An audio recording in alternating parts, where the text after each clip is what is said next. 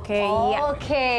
Kita kembali lagi di Morning Show. Kita masih terkait dialog kita ini nih soal membuat puding susu. Tidak hanya untuk dinikmati tapi jadi inspirasi usaha juga bisa ya, bisnis ya. Karena kayaknya nggak terlalu susah. Kayak Ivan sama Cindy awalnya cuma icip-icip, akhirnya jadi sebuah bisnis usaha. Dari jalan-jalan pula.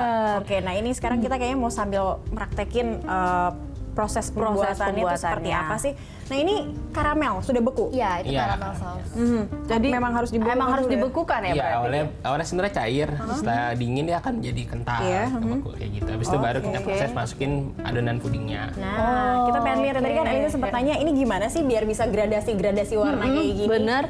Nah, ini apakah kalau gradasi warna ini kalau kita lihat kan tadi ini juga pakai karamel atau itu selai jam? strawberry kita buat sendiri. Nah, ini kan beda lagi nih, ada variasinya. Ada jam, ada selai, ada juga karamel. Berarti kan sesuai selera. Sesuai selera. Nah, berarti cara buatnya gimana nih biar seleranya? Coba. Ini berarti kita yang karamel semua ya. Saya ini karamel. Bahannya. Ini adonan pudingnya. Oke, yang tadi itu adonan puding. Oke, bersama seperti bikin puding seperti biasanya nggak sih, Ivan? Kurang lebih sama, cuma kita mesti rebus dulu. Ini kita udah ada adonan yang udah jadi. Oke. Tadi yang bikin penasaran juga ini kan base-nya susu. Nah, susunya itu kalau misalnya kita mau bikin di rumah harus susu seperti apa? Susu kental manis? Susu kental manis kah? Atau susu bubuk? Kita sih pakai yang udah ada ya susu UHT. Jadi prosesnya nggak terlalu sulit. Oke. Jadi udah steril juga. Udah steril juga. Jadi untuk anak di atas 1 tahun udah bisa konsumsi produk kita. Bisa buat variasi makanan anak-anak empasi ya.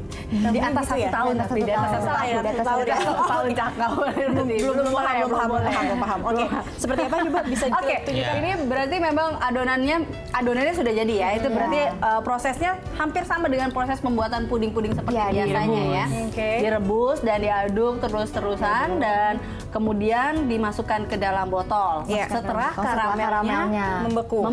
Kalau dia pakai selai juga setelah selainya membeku? Sama. Setelah selainya udah set gitu baru dimasukin. Oke. Nah, ini ada yang nitip pertanyaan nih. Kalau susu kedelai Misalnya dia alergi susu sapi, diganti dengan susu kedelai bisa nggak? Sebenarnya rasanya jadi beda ya.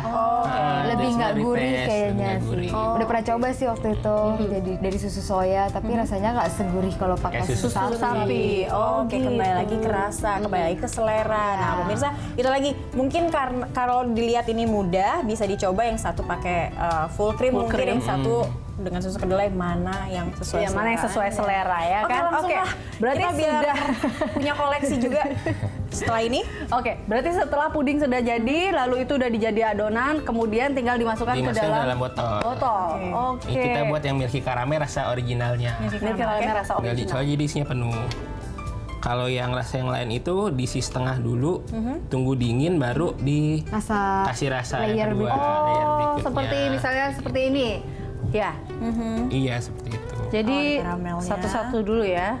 Lalu nanti layer keduanya setelah baru layer dikasih pertama rasa set yang lain. baru dikasih layer yang rasa ada rasa green tea, coklat, strawberry, coffee. Nah, kalau kita lihat dari kemasannya, kayaknya kan membutuhkan botol-botol seperti ini ya. Iya, betul. Modal yang dibutuhin.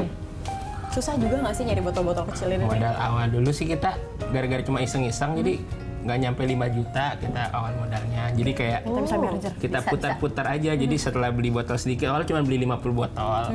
Beli 50 botol, terus beli showcase kecil buat jualan kayak gitu. Nah, sudah berlanjut sampai sekarang.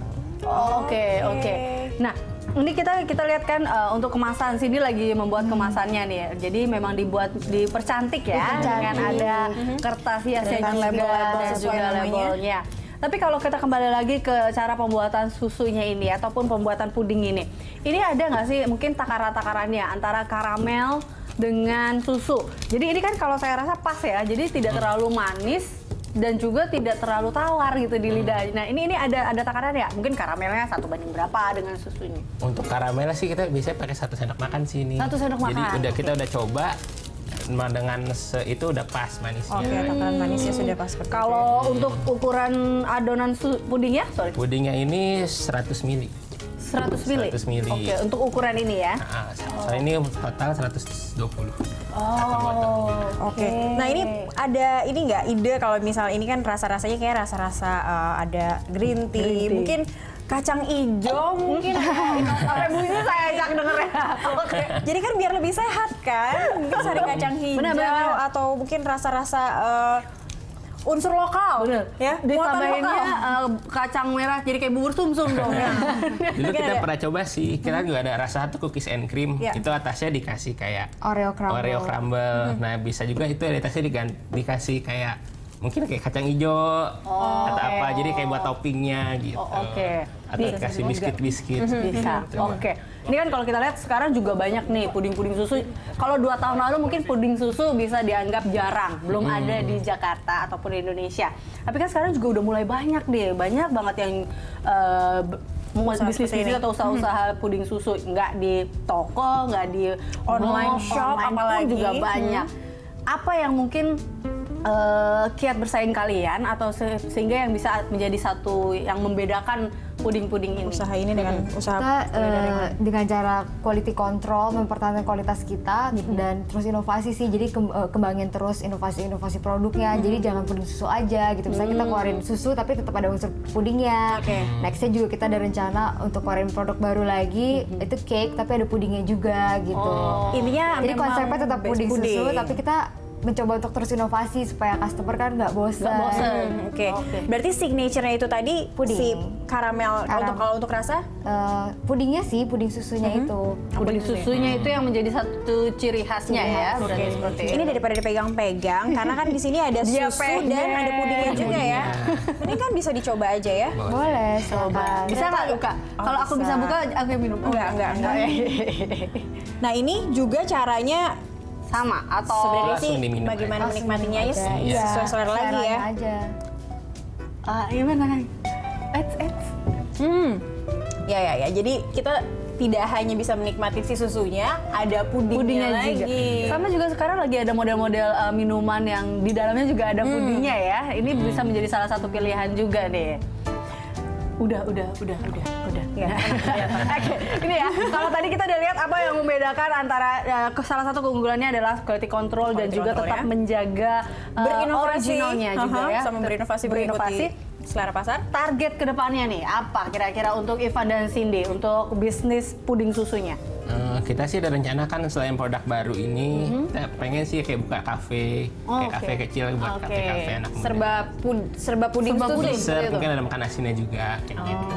Ini dong tips mungkin untuk pemirsa yang ingin juga bikin puding susu ataupun membuka bisnis puding Usaha seperti ini. Khususnya buat anak puding susu. muda nih, gitu. Apa? Mungkin kalau untuk yang masih mau mulai, coba cari suatu hal yang baru. Oke. Biar animo orang juga lihat, oh ini ada barang baru nih. Kayak Paling nggak yang belum ada. Sering Belum ada. jalan-jalan Sering gitu ya.